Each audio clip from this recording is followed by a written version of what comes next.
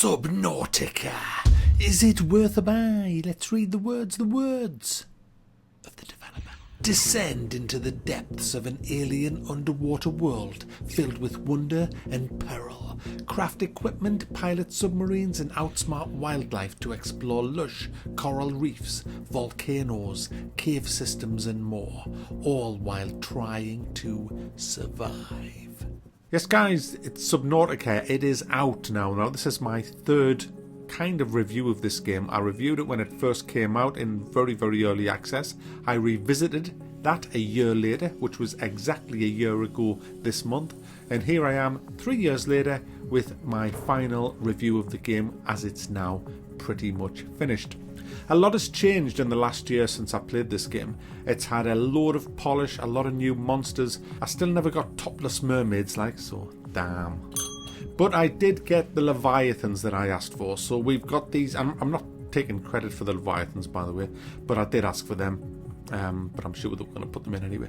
But hey, we have big sea monsters, little sea monsters, lots of sea monsters. It's dangerous, guys. Like I said in my initial review, why anybody would go in an ocean filled with all this shit is beyond me, but hey, it's a game, so we can. And that's what makes this game so good. It's something that you would never do, unless you're Australian, of course, in real life. So I'm enjoying it. I'm really enjoying it. I'm going to pretend you've never seen the other two reviews of this. So basically, you're a spaceship guy. You're an alien. You're in a spaceship. Your spaceship gets into serious trouble. You eject in the escape pod. Your escape pod lands, and I'm not going to post any major spoilers in this game, in this review, by the way, guys. This all happens in the first few seconds. You land in the sea. Well, it's on this planet that's pretty much all sea. There are a few islands around, but it's mainly all sea. And there you are, floating on your escape pod. You wake up, it's on fire, you put it out with the fire extinguisher, and then it's right, down to business. You have to repair your little escape pod. You then have to get yourself equipped with food, water, and a weapon. Now, the only main weapon in this game is a knife.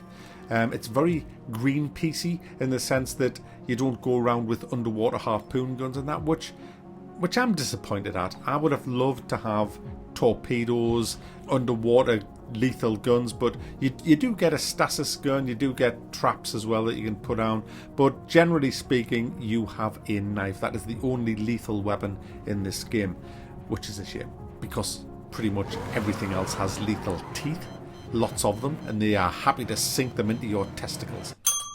So you get your replicator, well, it's a fabricator, online, and you then have to start surviving. You need food and water. That's your first priority. So you dive out of your little escape pod into the oceans. My goodness, guys. It is lush. It is amazing. It is gorgeous. It is just the whole way they've done this. It looks gorgeous. The graphics look amazing. The way the sun rays just change the water in the shallows to like a greeny colour, and it just looks so damn good. You want to see it on VR. On VR, you'll get a stiffy, guys. On VR, it is just amazing. Unfortunately, I'll come to VR at the end, but yeah, VR. Anyway, let's not talk VR. So anyway, you've got to find water. Now, you get food and water pretty much from the fish, and you cook the fish on your fabricator. Now, if you find salt, you can cure the fish, which I don't mean cure them of disease. You just like cure them, which allows them to last a lot longer before they go rotten, so you can plan for longer journeys. And Longer Journeys, guys, is the name of the game with Subnautica. It is a massive single-player exploration game. You have to find out why your spaceship crashed and get the hell off this planet by building some sort of rocket that'll get you away from the surface. Now, like I said, I'm not going to post any spoilers, but there is an alien race which you know about anyway from the off on this planet, and you have to pick up clues that you find around the seabed and in various places of wreckage, and you explore the whole place, and you find underwater caverns, bases, and all kinds of stuff to explore with clues and technology. And you can create this scanning machine which will scan technology, so you then get the blueprint for that and you can then make whatever that is. And that's the beauty of Subnautica. You can make bases, you can make big submarines, you can make tiny little submarines, you can make them aqua glides that you just hold in front of you that have a propeller on, you can make different suits, you can make a mech suit that you can walk across the bottom with jetpacks that'll jet you around the place, you make flippers, radiation suit, you can make a shit ton of tools. You do get some weapons. You get a stasis gun which will freeze in place an enemy if it's coming for you. So basically the crafting is huge in this game. There are shit tons of stuff to craft, and the world is pretty huge in this. It's not hugely massive compared to games that are basically on land, because if you think about it, on land it's a hell of a lot easier to make a massive land mass, but to get the attention to detail that these guys have done underwater, guys, it's just it'll blow your mind. It blows your mind. You feel like you're underwater. It's just amazing, and there's all kinds of creatures under here. I'm not going to show you all of them because that would spoil it, but I'm going to show you some of the more fruity varieties, guys. There are stuff that scare the shit out of you. You're scuba diving along and then you just hear this unearthly roar and you turn around and there's this huge beastly thing just coming for you. It's scary, this game, but it's so atmospheric. It is so immersion filled, this game, and that's what I like about it. That's why I like this game, because it does make you feel like you are underwater on an alien world. You don't feel like you're underwater in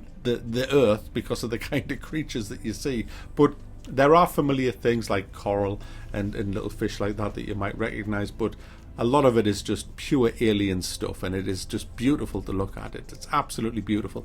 Some say that it should have co-op. I mean, the submarine, for example, that you build, the Cyclops, is supposed to be a 3-man sub, and when you're piloting that, you kind of need 3 people. Well, you don't need, you can get by yourself, but running backwards to the torpedo bay, then to the lights, and then putting it into silent running and all that, and all that kind of stuff would be great with a few people. But I'm not sure whether this game would suit co-op. I would like co-op as an option to play, but I think it works best as a single player game, and the devs have announced that they are probably not going to do co-op for this, which is a bit of a shame. I just hope they fix VR. I'm going to talk a little bit about VR now. It looks amazing on the Oculus Rift, but the inventory's too close, and I'm having issues selecting stuff because it uses mouse controllers, but you can't see the mouse pointer, so it needs fixing. VR's pretty broken, but it is great to just dive in VR and just swim around and in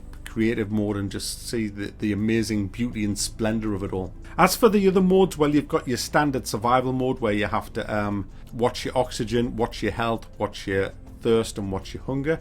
Now, I've shown bits of both in this video review because I wanted to show you creative mode, which is basically it switches all the dangerous stuff off and just lets you build like crazy. And you can build in this game. You can build these underwater bases and just deck them out with different machines that's inside them. I'll not show you every single one of them, but they're really cool and they really help you in the game. And one of the things, like I said at the very beginning of the review, you're constantly searching for things. You're searching for hidden caves that will have technology inside. It's all about exploration. The whole game is a big exploration game. If you don't explore, you won't find what you need to find to get off the planet. So it encourages you to explore all the time, and it is very dangerous out there as well. So you need to be equipped. You need to be equipped with enough food and water to be able to get back. You need the right suit, you need the right gear, you need the right tools. I mean, sometimes you're going to need to weld your way through doors that are just locked shut in order to get in, to find data pads and other things like that. So it does have a story. It's very story based in that sense, but it doesn't have a big story. In other words, you're not constantly hit with this story. You'll find most of the time you'll be collecting things to survive. So if you don't like survival games, you're not going to like this. If you're thinking it's a big story game with exploration, it isn't. It's more of a survival game than anything else. Replayability on this, well, I'm not sure. I'm not sure about how much replayability is going to be on this game. I think once you've completed it, I don't think you'll want to go and complete it again. It can get a little bit tedious. We'll talk a bit about the bad now. It can get a bit tedious just constantly going to try and find food and water, but the sheer beauty of the world makes it bearable because it's just gorgeous, and you're constantly finding new shit. You're finding new stuff. Oh, I've never seen that before. I've never seen this before. There's so much to see. so much to see underwater. That's the beauty of this game. It is easily worth the asking price, despite the fact that it still has a few bugs. The main one that I don't like is the popping of the graphics as you're swimming along, especially if you're moving fast. They just kind of appear in, and you'll see the land morph. It's not rendering quick enough for yourself as you move, and I'm running at 1070 with 32 gig. It should be able to cope with that. It needs a bit more optimization, but hopefully it'll get that. The devs haven't abandoned it or anything like that. It's been released today, but they are still going to be optimizing the game. They've said so. They're going to keep bug crunching and stuff like that. This game is early access done right, guys. It's been in early access, I think, for 4 years.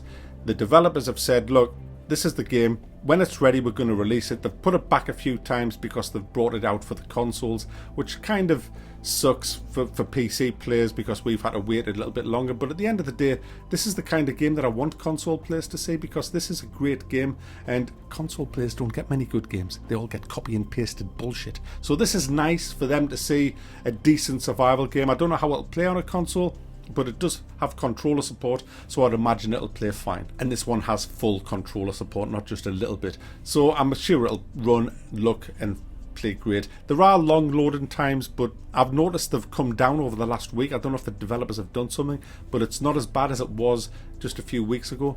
So I don't really have a lot of bad to say about it. Just optimization, a few bugs. The VR thing needs a lot more work, but you know, it's not really targeted at VR people, even though it's advertised as having VR, so get that fixed.